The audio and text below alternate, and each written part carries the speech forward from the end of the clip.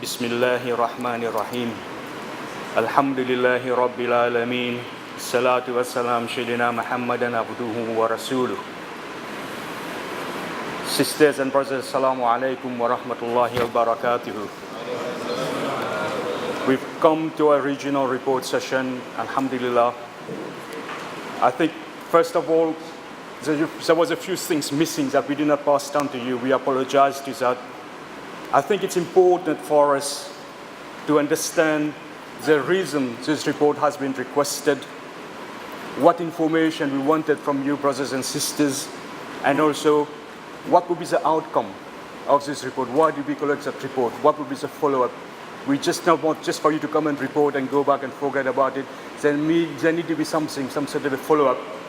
And for us to understand the follow-up, I think we need to understand the objectives of this report. What objective do we set ourselves? And we do apologize that we did not pass it on to you earlier. And Suleiman and Riza did a great job collecting all this report, putting all the PowerPoints, inshallah, and may Allah reward them and thanks them. And also looking at the number of countries that still need to report. And each and every one of these reports are extremely important for all of us. We need to change the format of the report a bit so that we can capture everything. Before I talk about the format of the report, inshallah, I will go through the objectives, why we were collecting this report. If you disagree, please tell us. If there are more things you want us to add, just tell us, inshallah, because we are working as a group, as a team. It's not me and you or you and us. We are all as one, inshallah, because we are working for the same cause. We want the same end result, inshallah. So for the objective, the key and the most important objective is the networking between the Caribbean islands. The reason for the networking, I think from the last 2 days, we start getting an idea of the Caribbean landscape. The differences, where there are big islands, small islands, the landscape is very different for each. The requirement and the issue are different for each of the islands. So we want to identify that. We want you to talk to each other, one island talking to the other, networking, understanding what's going on, where there are like and like issues we want to pair you, and so that we can work together, inshallah. We want all of us to share ideas, our good practices, our lessons learned, things, the pitfalls that we fall, so that the other island don't go through the same exercise again. We learn from each other. We help each other, we advise each other, and we help each other to move forward, inshallah. That's the idea of the report, which we cooperate with each other. And also, we want the island to come together to share the resources we got. Some of them are very rich in resources, some of them are very poor, some of them need expertise. So we want to start understanding the requirement of our island, and as a group, we work together, we move together, inshallah, and we help each other to move forward, and we share our resource, our understanding. The second objective on top of networking is to identify the training and development needs. What training, what development our DAI needs? What are the gaps? How can we bridge these gaps? How can we use resources from one island to help the other island and to bring them up to scratch? The third objective of this report is education. He's speaking to Dr. Ahmad Tutunji from the very beginning. He keep on telling me, telling Riza, telling everybody, Ahmad, education is a top priority. And he keep on, when he landed in Trinidad, the first thing he told me, Ahmad, education is a top priority. What did he mean? I asked him, what do you mean by education? And even before that, in some exchange of email with him, he said, we need to understand the Muslim situation, how educated our Muslims are in this island. From a primary and secondary education. We need to understand how our Muslim, what percentage of our Muslims are going to university and further education. He said we need to understand how many Muslims are degree holders, or specialists, vocational education, vocational professionals. We need to understand that. And how much these professionals are contributing back to the Muslim community. So we can plan the resources. He told me how many postgraduate, how many masters, how many PhDs we got in our society, doctors who are Muslim, and how can we use and resource to produce to help the others with the expertise, with the understanding, with the ideas, even just supporting us. He told me how many Muslim lecturers we got, how many Muslim professors we got. How can't we use them? Why can't we approach them? He said. And he said, we need to look for the future. We need to start planning for the next 10, 15 years. And he said, we need to start creating. If you don't have enough academics, we need to start creating these academics. We need to start planning for that. We need to start planning for our professional, not only in Islamic education, in every field of education. We need to have experts in every area who are Muslim. So we need to see what are the barriers. If there's a lack of professionals in our community, why is that? What can we do to rectify the situation? How can we plan for our youngsters growing up now to be these academics? He said we want people who will be able to influence society, who can stand up and talk, stand up for the Muslim rights. And he told me we need policymakers, people who will be policymakers, decision making at the highest level. He said we need to get Muslim in politics, because the politician will pass the rules, affect everybody in that country. We will be able to influence that. We need to have people in these areas, inshallah. We need to plan for that, he told me. And he goes on and on. You know, when Dr. Ahmad Tatonji talk, he never stops. He goes on, and his ideas are brilliant ideas. So that's the things we want to come out from us. That's the thing we want to picture. That's the thing we want to capture. It's a very ambitious long-term plan. But we need to make a start somewhere. So one step leads to the next, inshallah. And once we make the first step, Allah will make 10 steps towards us, inshallah. So that's the thing we want to capture from you. And once we capture all that information, what we get this base data, what do we do with that? How do we plan it? What is our next step? What do you expect us as a group to do? There are some suggestions, they are just suggestions, but inshallah, with the course of collecting your reports, collecting your data, discussing with you over the next 2 days, we will decide an action plan, what we are going to do. So some of the ideas that we came up with, together as a group, we can start looking at a short-term plan. Once we leave that conference and we go away, we just forget we've had a nice weekend, we go away. No, we don't want that to happen. We're networking, we've been talking to each other, we know each other by face. When you stick Ahmad Dusoy, you will know who you're talking to. If I pick the phone or send you an email, you know exactly who sent you that email. Any brothers and sisters here want to send you an email, you will know exactly who sent you that email. That was a key reason of this meeting here. So we want everyone in each island know each other, inshallah. And so we need to start a short-term objective, but also looking at the long-term, like we are saying. And together, inshallah, before we leave on Wednesday, on Tuesday and Wednesday, we should agree what that short-term plan should look like. In the last session, myself and Dr. Ahmad Tatonji, we're going to show back the report, the details we're capturing, we're going to show it back at you. And say, look, that's what we've seen. That's the issues we've identified. That's where we think the gaps. How can we as a group take that forward now? We need to agree on a list of activities. By activities, I'm not just talking about having a camp, having a tarbiyah program. We are talking about activities that would change people's life, that would change diverse situation in these countries. And to achieve that, we need to set ourselves some sort of a timeline. These are the activities.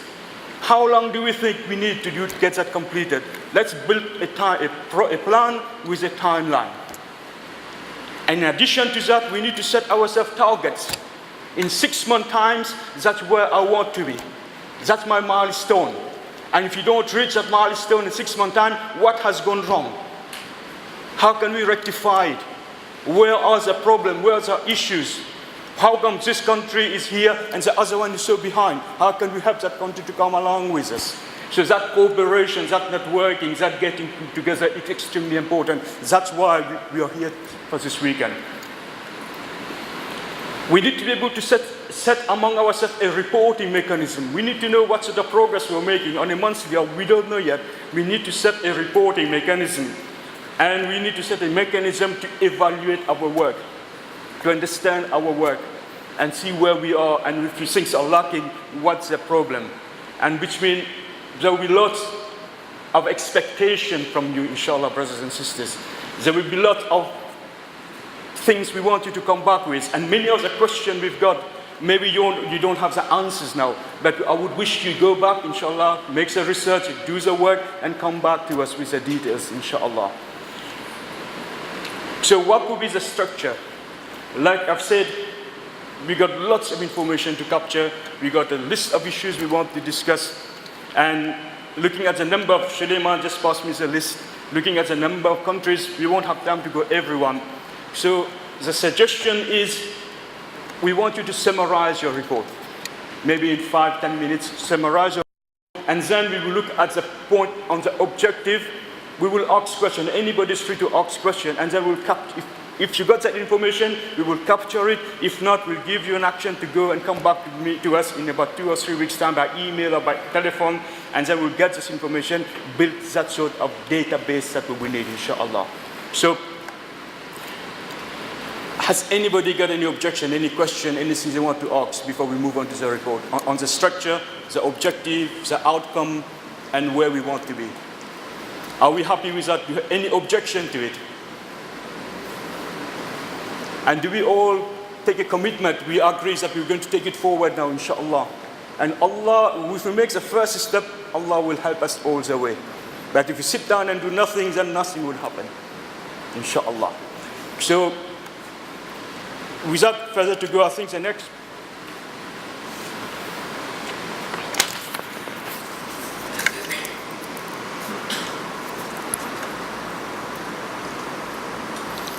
Okay, so the next 3 report we've got is Trinidad and Tobago, Tortola, and French Guyana. And I think if we start with Tortola, is it Tortola? Excuse me if I pronounce it wrongly, but inshallah I'm learning all the names, inshallah. Who is, I think, Brother Nuruddin Muhammad? Inshallah. And we'll give you between 8 to 10 minutes maximum just to summarize, inshallah.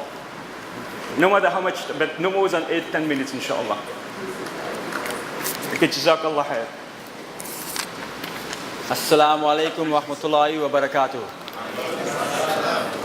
Okay, it's kind of short notice for him to ask me to summarize this into 8 minutes, because I was already told 10, but I'm going to try my best. Right, so I'm going to get right to it. Bismillah, a'udhu billahi minash shaitanir rajeem, bismillah ar-Rahman ar-Rahim. In the name of Allah, most gracious, most merciful, my name is Nuruddin Muhammad. I'm here on the behalf and representing the BVI Islamic Society, Masjid al-Rahmah, and the total British Virgin Islands. The British Virgin Islands is a dependent territory which operates as self-governance with a governor that represents a representative of the Queen. Our main industries are offshore banking and tourism. Total population, 3,000 to 30,000 to 34,000 of different race, ethnicities, countries, cultures from around the world. The religions within the BVI are Roman Catholic, Hinduism, Islam, and predominantly Christians, Methodists, Adventists, Jehovah's Witnesses, Mormons, etc. Muslim population in the early days was just a handful of brothers and sisters and a few families, but now with the presence of Allah subhanahu wa ta'ala and the help, the numbers have increased to about 300 to 350. Which is made up from Palestinians, Lebanon, Egypt, Guyana, India, Morocco, Jordan, Suriname, Africa, Trinidad, St. Kitts, Tortolans, and growing steadily, alhamdulillah. In 1992, the BVI Islamic Society became an incorporated company and began renting a building and utilizing it as a masjid and an Islamic center. This was done under the leadership and founding member and former president, resident Imam Sheikh Ali Tarabi. A small group of brothers who became members of the newly established board. May Allah subhanahu wa ta'ala be pleased with them. Many years ago, prior to this, Jummah was held at the home of this sheikh. In 2013, the government of the day established that all religious and charitable organizations be registered officially as a non-profit organization or NPO. This meant we would now be subjected to annual registration fees, audits by the government, etc. This was done by the government as a means of preventing financing terrorism and other forms of money laundering. Therefore, at present, we are organized as a non-profit company organized within 6 key positions on the board of directors: president, vice president, treasurer, assistant treasurer, secretary, and assistant secretary. Presently, we are still renting a building in the capital, Road Town, which we utilize as our Masjid and Islamic Center and conduct all Islamic affairs and related functions such as classes and lectures, etc. Approximately, the Masjid is a key in the center of the island, most populated area, active area, easily accessible by all individuals and visitors from the cruise ships to the ferry docks as within walking distance. Along with this, we have roadsides, dawah programs, prison programs, and a TV program called The Teaching of Islam with the host Sheikh Khalil Cave, which was viewed live and also via the internet. We have hopes of starting also a radio program as well. All this was done as a serious dawah effort to sensitize wider public towards Islam, to give them a better true understanding of Islam. And in so doing, we pray that Allah subhanahu wa ta'ala, that some individuals may accept deen through these efforts, and we continue to grow steadily, inshaAllah. Unfortunately, at the present, all this was put to a hold as we are presently without an imam, and in the process of trying to hire a new one. So if any sheikhs or anybody know of any sheikhs that are interested, we are accepting applications. I've bought a few and I presented them to Brother Solomon. So if you're interested, or you know anybody that's interested in being an imam, then you can contact this brother, or you could ask for the email and you can contact us directly.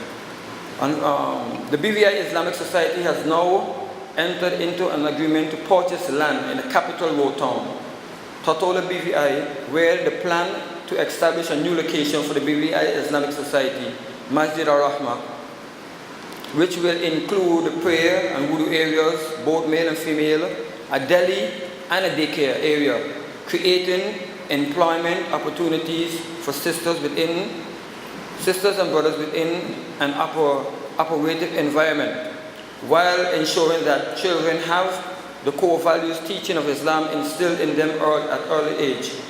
Also planned are some small recreational, like gyms and playground areas, an apartment to house the imam and his family, and other apartment to house the caretaker of the masjid and the facilities. As it was said before, the land is in the capital of the island and a key for many reasons. The cost of the land is set at $351,000.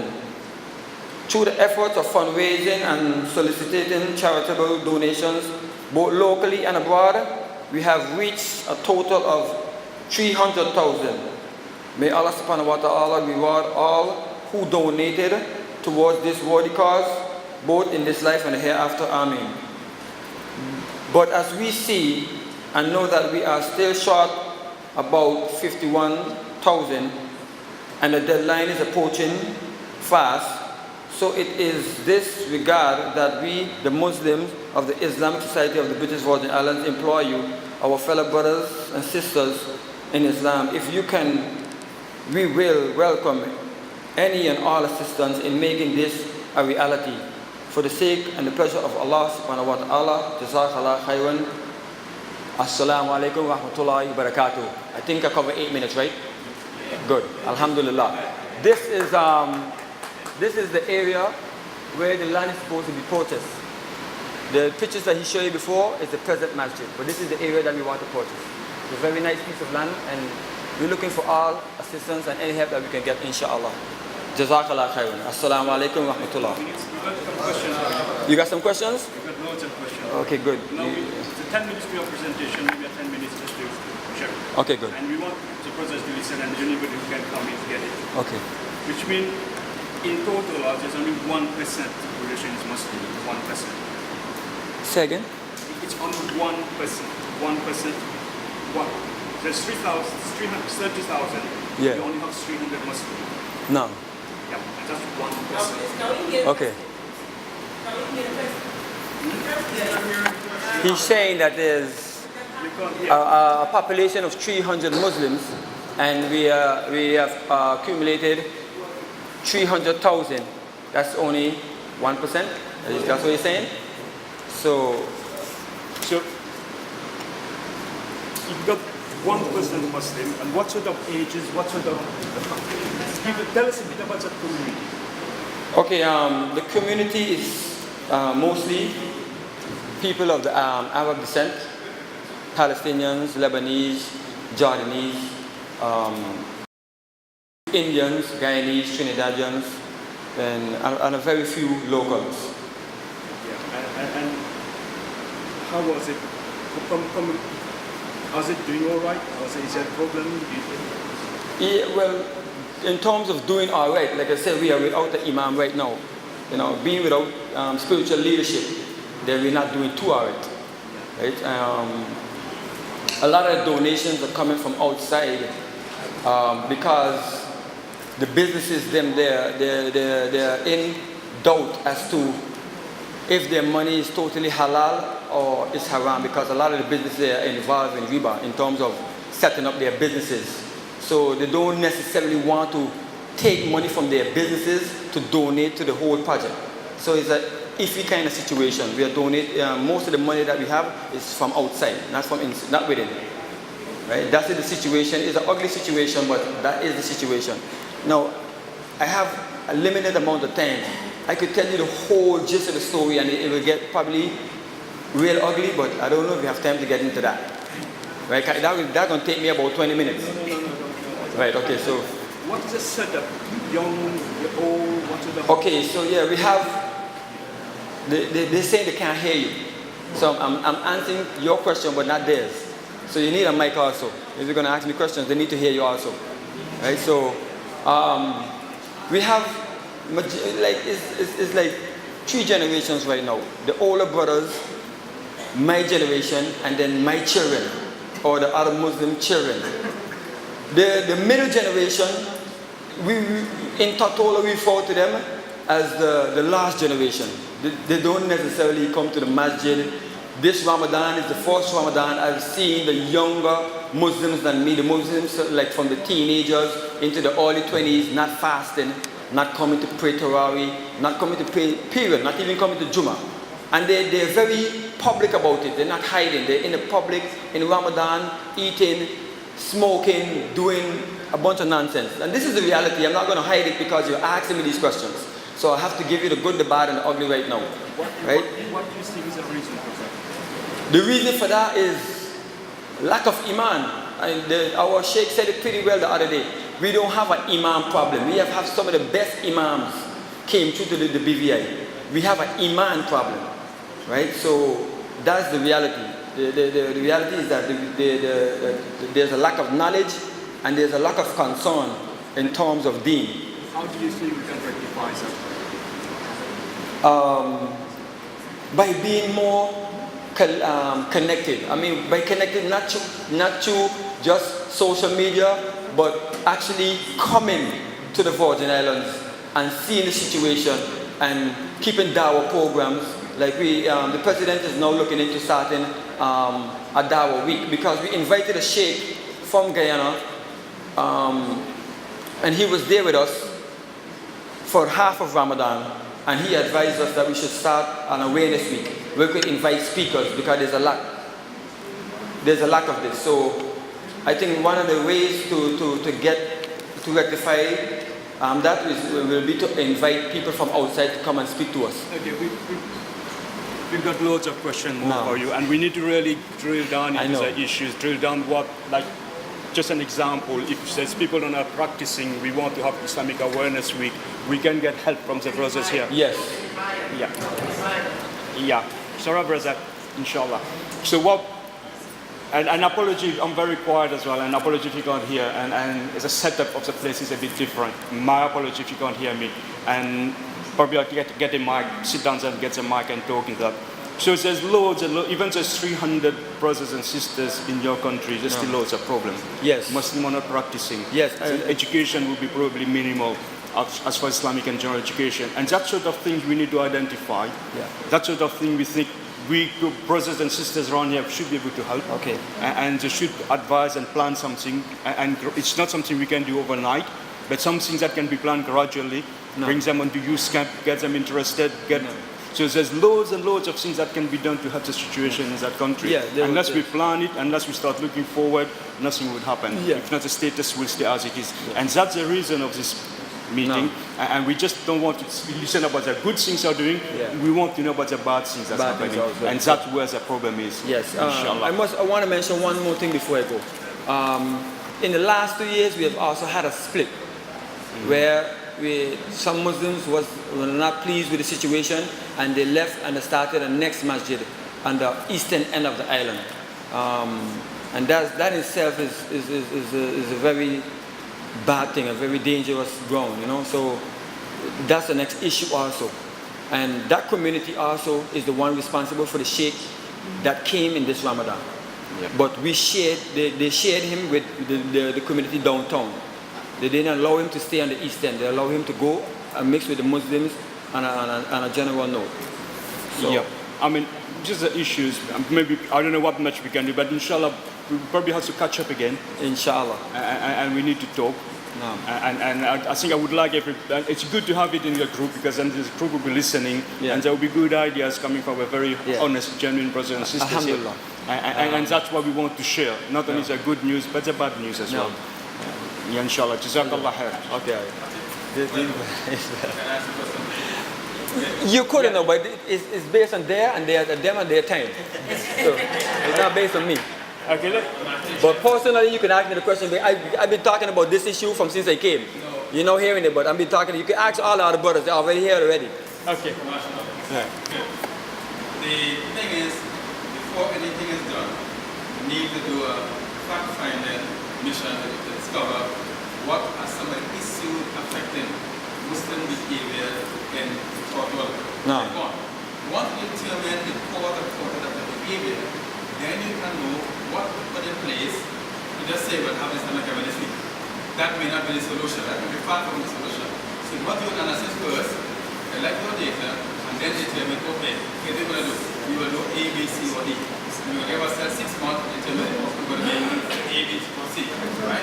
But we must do an analysis first, then from analysis we determine what needs to be done to address the problem. Inshallah. Jazakallah khair. That's the action plan we are looking at, inshallah. And we will come back. This solution need to come at the end. We listen to everybody and then say, look, this is my proposal. And great idea like that, we want to capture that, inshallah. Brother, we were running out of time. We will come back, inshallah. And maybe at the end, if you have time, we have more questions. But we'll be here for another 2 days, so we can always catch up. Inshallah. Okay. All right.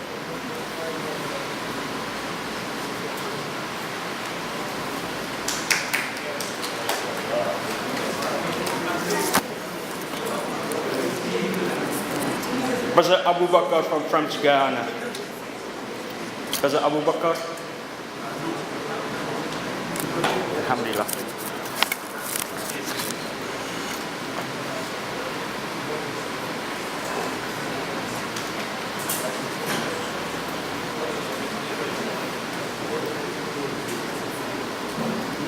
Assalamu alaikum wa rahmatullahi wa barakatuh. My name is Abu Bakr Gaspar. I'm from Suriname, and I was asked to present the information from French Guiana. I received some information. I tried to go through it. You may find I met some words that I didn't know whether they were French words or English words, so please forgive me if there's something that it's not okay. This is what I will present. And about French Guyana, I can tell you that it's a country. It's situated between besides Suriname and close to Brazil. Can we have the next slide, please? There is a next slide. There are communities, Muslim communities in Cayenne, Mana, and Selora. There are not many Muslims in French Guyana, as we can assume. This is a picture of a mosque in Cayenne. Next slide. The name of the masjid, Masjid Abu Bakr of Cayenne. And the brothers described the mosque. It's not a big place. It's separated, men and women. And it's managed by the Islamic Cultural Center of Cayenne. They have some objectives to take the members to the level of reading Quran in a well manner, to learn the members to the practice of Deen, and also to include Islamic education, where they like to focus on good behavior and good manners. Their program focuses on reading of Arabic. In the first class, they have 3 classes. The first class is focusing on reading of Arabic, good behavior, and good manners. The second class, they focus on reading and memorizing of the Quran, pronunciations, etc., acts of worship, and Arabic writing. And the third class is advanced level of the second class. It's the same and just another level. This is the masjid front picture. The masjid of Cayenne, Abu Bakr, Masjid of Cayenne, they have also Eid celebrations. And in their view, it's not just a matter of breaking the fast, ending the fast, but it's also a day where they specifically begin with the ablution. They make sure that they eat something, etc., before they start the praying. But to them, it's important that Eid becomes a day, they make of Eid a day of sharing and forgiveness with family, friends, and so on. This is a moment of sharing. They have their contact address, Cité Temir, 15 Rue Léon Bassière, 97300 Cayenne, French Guyana. The next community within La Guyane, as they call it, is the community of Mana. A small history, there was a small mosque created in 1999 by the sole will of the family Merto di Cromo. This is a Japanese family from Suriname. And they made available the building and the land. And during a period of about 10 years, the mosque had about 25 active practitioners. With the closure of rice producing societies, the mosque attendance has collapsed with the departure of many people to their country of origin. So this suggests that the people that were attending were guest workers, okay? And the community was originally composed of Japanese from Suriname and of Guyanese. And these were the workers on the rice, in the rice company. Some Surinamese and Guyanese families have remained in the territory but no longer come to the mosque. And the conclusion is that they abandoned Islam. The vast majority of children from these families have adopted other religions that consider their father's religion to be archaic and are influenced in particular by polarizing appeal of Christian religions. About the community, Mana, it's a small community in northwest Guyane. We see there Guyana, but it's Guyane, French Guyana, and it's located in the rural municipality of Mana. It's pretty much close to the sea. The community is composed of, at this time, of 4 families who reside permanently in the commune, as well as some persons passing through their professional activities, but who remain only for the time of their contract or their assignment. Regarding the last point, there are people from abroad, from France, technicians, teachers, consultants that come to French Guyana, and if their location is Mana, then for the time period, a year, 2 years, then they join the community, the Muslim community. But after that, they depart. However, the work, there's some obstacles. However, the work relating to the call of Islam for the uninitiated, as well as those who had Muslim parents, is not done properly for simple reasons. There's no sufficiently trained and motivated person to bring them back to their original religion for some, and for others, their choices of religion other than Islam is motivated by the ease of practices for others. The environment, both at the level of the population and the surfaces of the state, does not allow us to have a religious activity to the spread of Islam. I want to say something about this. We know that French Guyana is a department of France. In fact, they are not South Americans. If you look at the constitution, they are legally French citizens. And there are huge benefits from French Guyana. La Ariane, the rocket base, etc. So there's a huge military base in French Guyana. So for French Guyana to get independence is almost impossible. And you may imagine that to spread Islam is also very difficult. A group of Surinamese went there, they were invited, and it was about 10 male, female adults. And because of their visit, the police and the military were in high alert. Certain posts, there were the control posts, etc., etc., etc. So there was a lot of action going on because 10 Muslim sisters, brothers and sisters from Suriname, went to visit for 2 days. This is to give you an idea what's happening there. Okay, this is some information of Mato di Cromo. We can go to the next.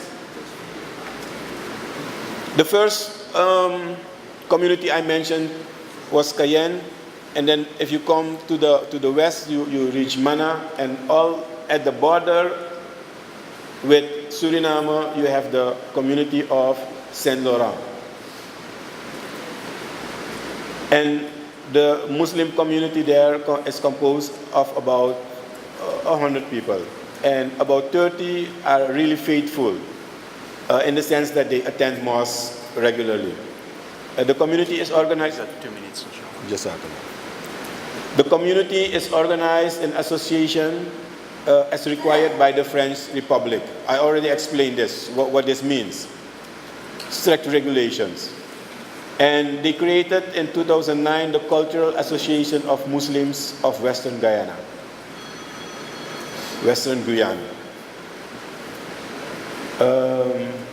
The population of Saint Laurent is about 40,000, and it's multicultural and multi-ethnic and multi-religious. Animists, Christians, and Muslims. And the Muslim community reflects the multi-ethnic population. consisting of Africans, Arabs, people from France, etc. Apart from the prayers, I'm talking about the activities they have. Activities are mainly in projects, notably the teaching of the Quran and the practices of the religion.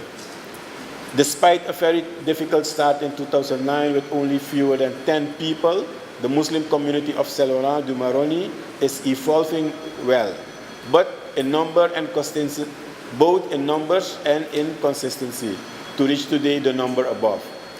There is no prospect of structural change for the time being, since the community does not possess any property in terms of building land for the construction of a mosque.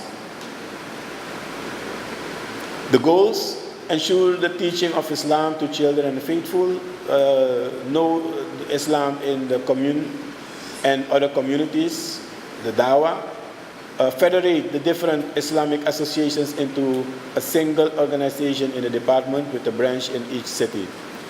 And that's the short-term goals. And the long-term goals: obtain a space proper to us, and thus to reflect the image of house of God. They want a space where they can put down a building that is respectable and representative. This is some information of French Guyana. They are not here physically, but Alhamdulillah, we still got to, we've heard their voice, inshallah. Jazakallah khairan. Assalamu alaikum wa rahmatullahi wa barakatuh. Jazakallah. We will catch up, inshallah. Inshallah. And then we'll probably get time to ask question at the end. Inshallah. Jazakallah.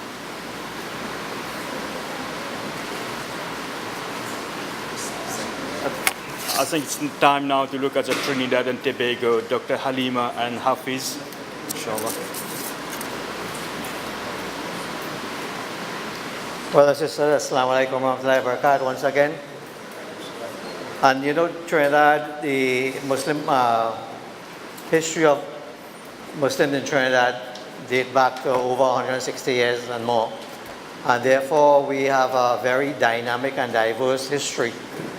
We are fortunate to have someone who actually did a doctorate in history, but her thesis for her doctorate was done on the history of Islam in Trinidad and Tobago. So I think you all are in for a treat. She is currently the Senior Planning Officer at the University of the West Indies and has had several appointments with the CARICOM in Guyana, which to some extent is part of her heritage. Her grandfather was from Guyana. He was a very well-known Muslim throughout Trinidad and Tobago. F. Dad Khan, he was the imam at the St. James Mosque for a long time, and most people my age would know him intimately. She, as I said, she has a PhD in history, done at the University of the West Indies. Her name is Sister Halima Qasim. So I now invite her to give you all a treat on the history of Trinidad, Islam in Trinidad and Tobago.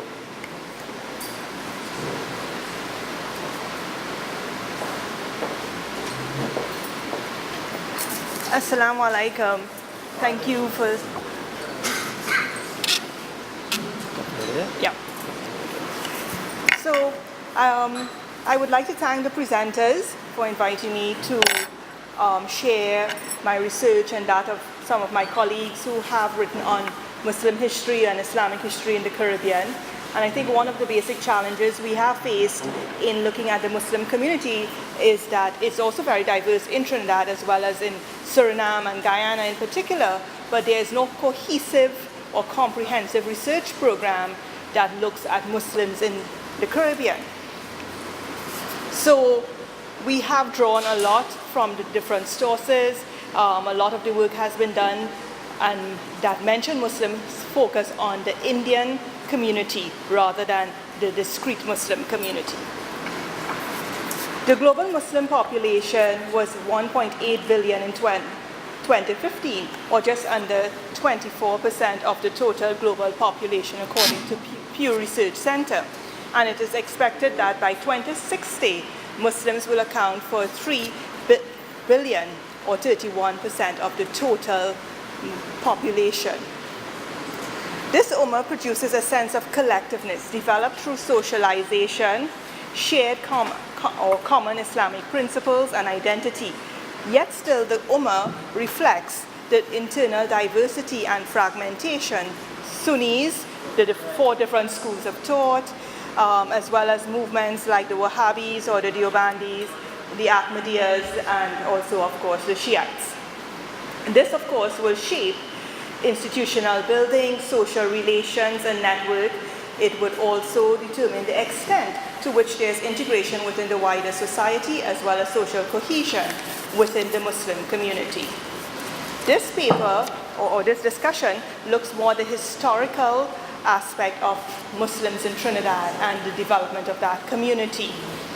But it also hints at the research, more research needed both within the numerically smaller communities like the Shiites or the Ahmadiyyas or the African Muslims to understand how the community positions itself within the wider political economy as well as the international religious community. The presence of Muslims in Trinidad is generally the result of forced and voluntary migration. There were 3 basic or clear streams of Muslims. One, the African Muslims who were slaves, the Indian indented immigrants, and the Arabic-speaking immigrants of the Eastern Mediterranean Levant region, known locally as the Syrian Lebanese Muslims. The presence of Muslims among the African population in Trinidad, St. Vincent, and Brazil occurred between 1810 and 1850 and have been discussed by several authors. But the actual number of Muslims in Trinidad may not have been more than 1,000 at any point in time prior to emancipation. Despite their presence, they had disappeared by 1850. And this may be because of the harshness of slavery, repatriation, conversion, and socialization. However, the post-war anti-colonial movements and political independence movements in Africa in the 1950s and the 1960s, the rise of the international Black Power movement in the 1960s, North American Islam influenced the redevelopment or conversion/reversion of African Trinidad Islam.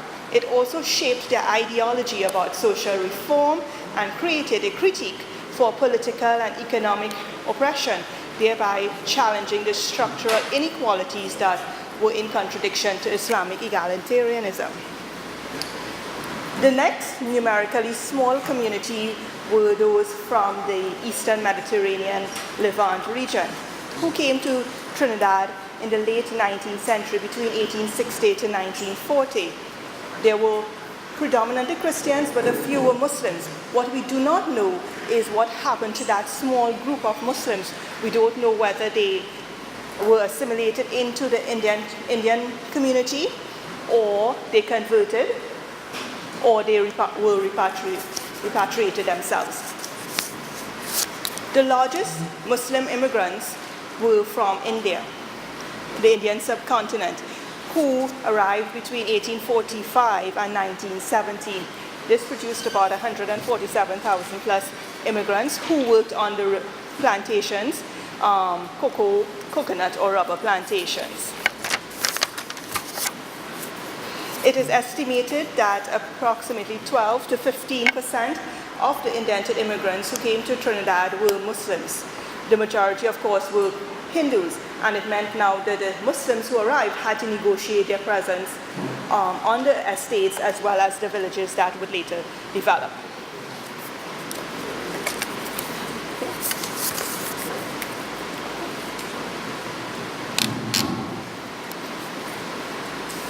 Despite the socio-economic challenges they face, whether in the estates or in the villages, poverty, poor diets, ill health, social hostility from the rest of the population, the religion provided a psychological protection, a sense of self-worth in which they were able to arm themselves against the contempt of the wider society. So this facilitated the emergence of the imams on the estates as well, who would lead prayers in the barracks, who would encourage the reading of the Quran by moonlight despite the challenges the Muslims faced on the estates. But with the development of villages around 1870, it meant now they had a space now to practice their religion more fully.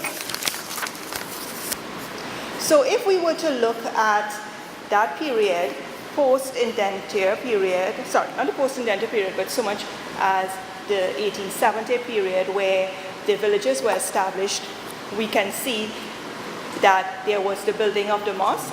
So in 1884, a wooden mosque, very crude structure, was built in Irie Village. There was also one in around 1894 in San Fernando, and these were built by former indentured laborers. There was also the growth of the civil society. So we had friendly societies being established, and in particular one like Islamic Guardian Association in 1906, which was established by an ex-indentured immigrant, Said Abdul Aziz, from Afghanistan. And he also used that means to agitate for the end of indenture. He used that organization along with his other colleagues to discuss the need for recognition of Muslim marriages. If we move forward, we look at the period of 1914 to 1945, so the period of the World Wars. We saw the creation now of more communal organizations in which Muslims participated. Again, these organizations provided an opportunity for the Muslims to articulate their needs, such as the right for separate burial grounds, the right for recognition of Muslim marriages, and the right for representation in the Legislative Council. All of this then led to the formation of religious organizations from the 1920s, such as the Takviyatul Islamic Association, Ashja, the Anjuman, Sanat al-Jamaat Association, and then the Trinidad Muslim League. But all of these organizations were influenced in terms of the part they take by missionaries visiting from the Indian subcontinent. So these transnational links with the Indian subcontinent continued from the early 1920s right up to the 1960s, as we will see. In phase 3, we move to the mid to late 20th century. And again, the articulation continued. And now the articulation shifted from focus on personal rights now to the demand for schools, for the right of non-Christians to develop their own schools and manage their own schools. This led to the passage of an ordinance in 1948, and the Muslims were able to take advantage of that and start developing their own schools at the primary level, and eventually by the 1960s in the secondary schools. There was also continued again advocacy, the need for public recognition of Muslims. So here there was the quest for multicultural rights. So we saw the recognition of that via public holiday, Eid al-Fitr, in 1967. And again, there continued to be these linkages with India, but it also started to shift to support from RABITA, the World Muslim League, in the 1960s. And Ashja in particular was the beneficiary of that aid. Despite there were some issues in late 1989, 1990, where there was a challenge to Ashja and RABITA support, but again, Ashja was able to reclaim that.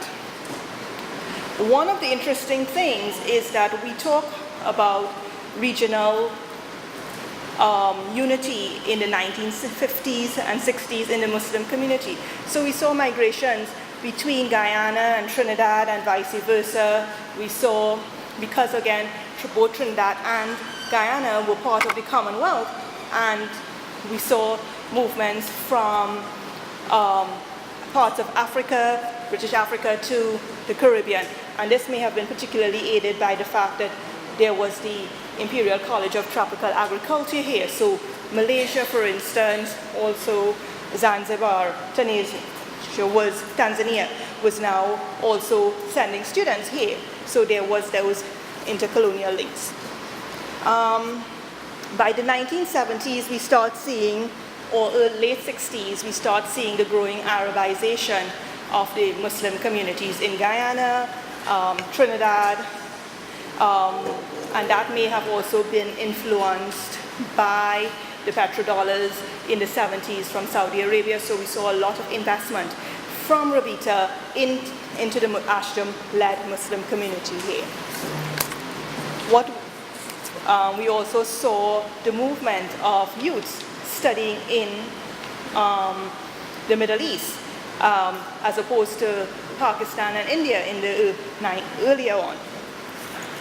In the late 20th century and the 21st century, while there is some continuation with the Arabization and Sunnification of Islam in Trinidad, we also see that the Muslim community was now, especially because ICTs were becoming important and ubiquitous, they were also using ICTs as a means to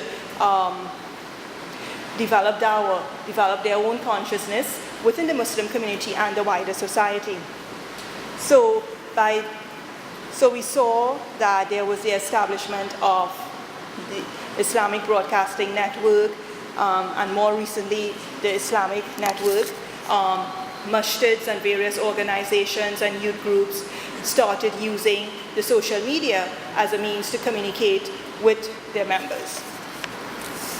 Focus has also been, particularly in the late 20th century and early 21st century, on identity formation and management, including gender negotiations and collusion. And while we will not just get into that so much here now, maybe the questions would allow for some of that. It also allowed for Muslim females to assert their autonomy, just as they did in the 1930s under Mulvi Amir Ali, one of the founders of the TML. What we continue to see, however, is there continues to be variation in the interpretation of Islam among the local Muslim community. There are competing ideologies, and in particular, what we do not know is what is happening with, for instance, the small Shiite community. We have had visits in the 1990s by the Shiite missionaries, and this may have followed, of course, from the Iranian Revolution. We need,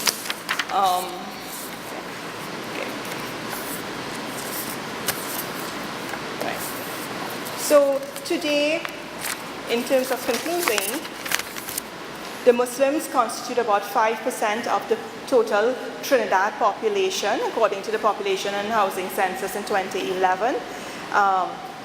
It showed a 1.6% increase from 2000. The Muslim males number about 30,000+, and females about 34,000, and they span across the age groups. Again, what we do not know from the census, the published census data, is the disaggregated data by ethnicity for Muslims in Trinidad. What we also do not know, and we could perhaps hazard a guess, but we do not know for certain, and therefore there's need for empirical data, the extent of the rate of conversion or reversion to Islam within the Muslim community. We do not know the extent, or if it is happening at all, if there is conversion of Muslims to other religions. We do not know, and especially in the context of the current socio-political situation, if more hijabin is taking place or if the hijabin is taking place. The Muslims are an integral part of the landscape in Trinidad. There are over 100 mosques in the country, generally affiliated with the big three, meaning ASHA, TIA, TML, but there are also several independent mosques. There are also smaller Islamic groups or movements involved in dawah and service provision. There were attempts in the 1990s and early 2000s to create an umbrella body of these smaller new bodies, and perhaps, but that there are no Muslim universities. Large number of Muslims are educated at a tertiary level. However, numbers are not known, and their impact on the society, meaning the Muslim community as well as the wider society, is not necessarily known, so the issues of rates of return need to be considered. The Muslim community is somewhat self-sufficient.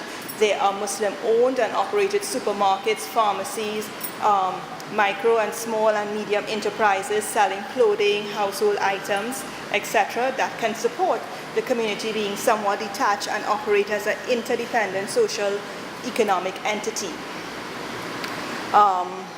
There are also the service sector, meaning that there is the provision of financial services, meaning the credit union. There's also the Muslim Funeral Trust. Yeah, and at the same time, there are large companies such as KC Confectionery, SM Jalil, etc. Muslims continue to participate in the political and judicial processes, and we have several examples of persons, both historically and currently. So while we can conclude that Muslims participate in the society, they do so on their own terms. But at the same time, Muslims are part of the wider society. So we need to understand what the perception of the wider society is of Muslims, and how Muslims also perceive the wider society and their local practices and customs, because we do have to coexist within a common space. Thank you. Assalamu alaikum.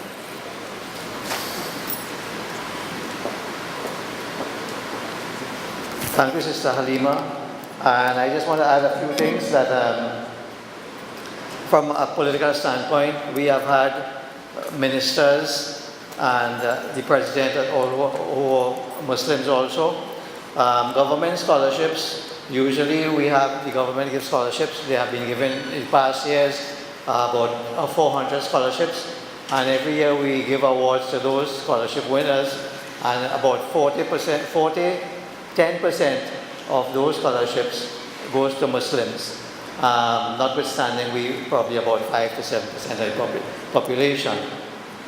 We have a number of professionals and businesses that are owned by Muslims, and very large businesses also. We do have a Marriage and Divorce Act that is separate from the normal civil courts and administered by Muslim organizations. We have a number of sporting competitions that are administered by the various organizations within the Muslim community. And we also have Quranic and Qasida competitions between Guyana and Suriname, I think, and Trinidad, for those who take part in that. So we are a dynamic part of the national landscape. And therefore, one of the perennial problems we have had as most Muslim communities is the one of the divisiveness. We have, as I indicated earlier, that we have recently, within last year, have an umbrella body, the Muslim Roundtable, which we are making strides in getting all the Muslims together and have a voice, which has been a stymieing factor in us moving forward as a community. And we are seeing positive results of that, and we are hopeful that we would have a greater impact in the national community and on legislation and other policies that affect the operations of Muslims. So in other areas, we would deal with Brother Ahmad in terms of whatever details that he might need to be able to do his report, to submit and to be able to come across. So I think from a an experience standpoint, the Muslim community could help a lot of the other countries in dealing with some of the problems that they would have encountered. But surely we are also able to learn from some of the smaller countries as to the challenges and how they deal with issues. Just like the last one.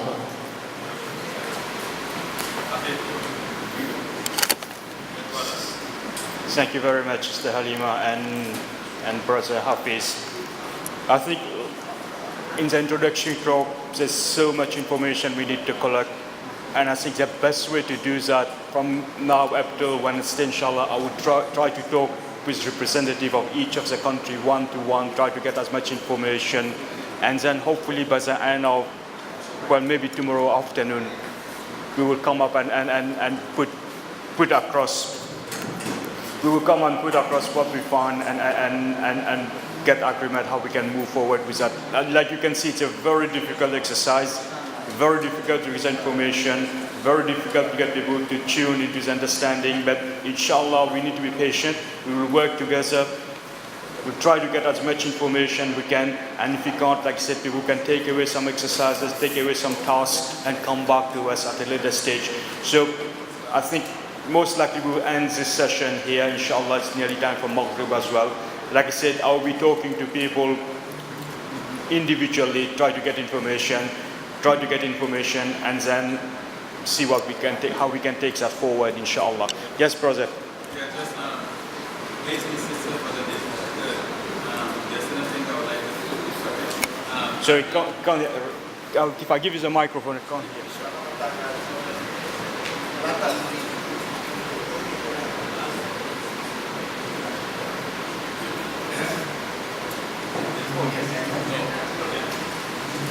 As I was saying, talking louder now, I've been a Muslim since 1970. And since I came into Islam, I became the Muslim population at about 5%.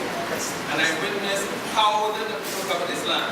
Unless this death rate has been very high, I question whether it still remains around 60,000 Muslims or not.